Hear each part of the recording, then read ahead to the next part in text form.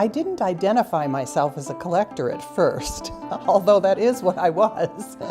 I began about 30 years ago, and we would travel, and I would want some sort of a souvenir for our traveling. So I thought, oh, teacups, I just kind of liked them at that time. So I would buy a teacup when we were on our vacations. Then the internet came along, and I was looking through the internet, and I found a teacup. It was a Limoges teacup, and it had a hand-painted scene of these three women that were casting out a net out over the ocean and catching fish.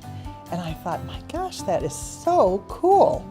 So I bid on it, and that was sort of the beginning of my obsession. Initially, it was just the beauty of the cup or the interest of the cup that captured me at first. This cup I bought early on, and this I bought for its age. I found out afterwards that it was made in 1740, and it was one of the pre-Meissen German companies. So this is one of my oldest and most treasured cups.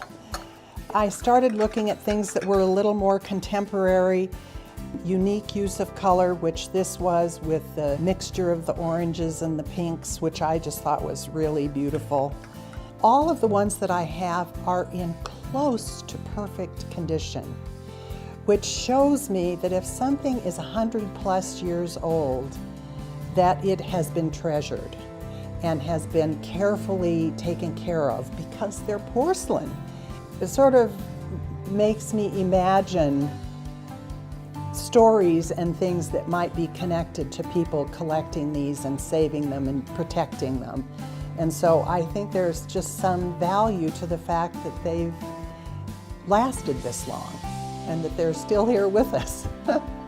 As a collector, you don't want your collection that you really treasure and value and you think is so beautiful sitting in a cupboard, or some people have them sitting in boxes. And so the fact that I can put these in the Loveland Museum is just such a thrill for me, because I am sharing and I do love them and I like people to see them and learn about them. That is the greatest joy.